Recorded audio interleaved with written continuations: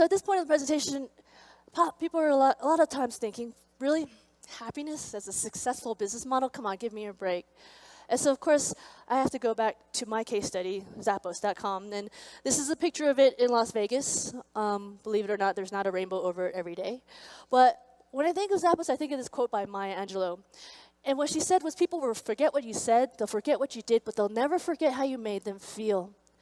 And I not only put this up there because I love it as a personal mantra, but a company that just happens to be named Zappos actually uses this for day-to-day business decisions.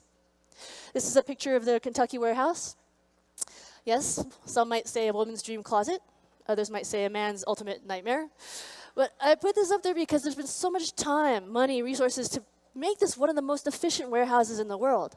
But the reason why they did that was not to say, hey, look at us, we've got amazing technology. The reason why they did this was because of PEC, what they call internally, personal emotional connection. How Zappos is so dedicated to this so that every customer they touch has this PEC. All the customer service team reps don't have call times or scripts. Actually, the last record that was broken for one single call time was 10.5 hours with one single customer. And it resulted in a pair of shoes sold for about $49.99.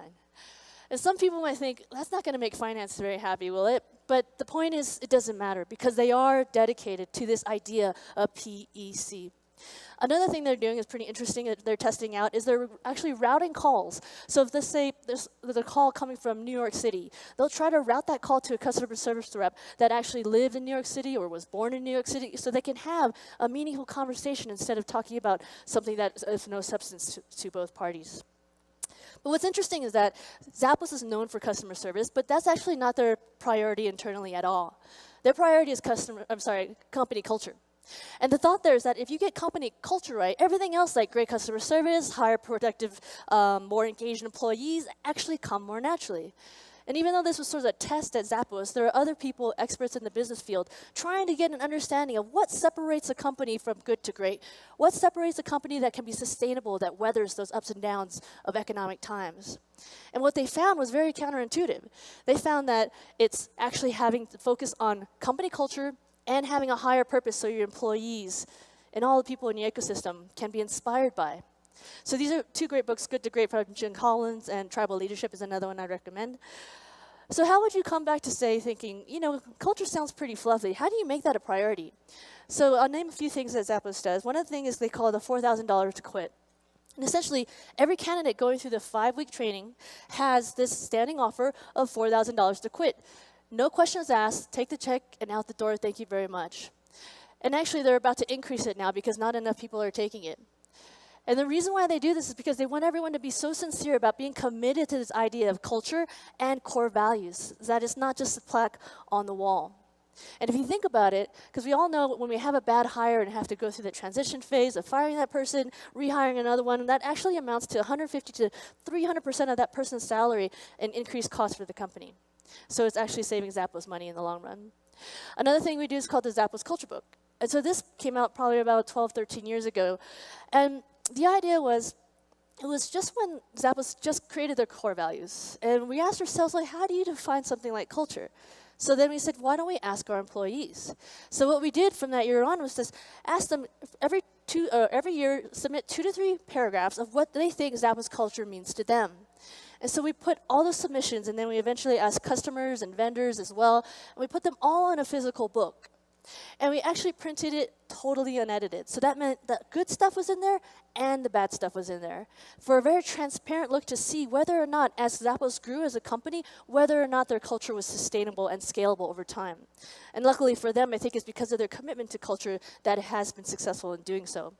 And so we actually shipped this book or sent it out to people anywhere in the world. And even though Zappos doesn't send any shoes or anything outside of the US, they've got fans in Brazil or Japan because they just believe in what Zappos stands for. So going back to this idea of values, what do they really mean? Because as a KPMG consultant, I'd go to all these clients and we'd see these fancy plaques on the wall with, here's our values, here's our mission statement. But when I go around and ask people, oh, do you know your values? And a lot of people would just shrug and say, I actually don't know them all. But what's interesting at Zappos and delivering happiness is that every single employee knows their values. And the reason why I think that's the case is because it's not just to have a value at work, it's actually a value for life.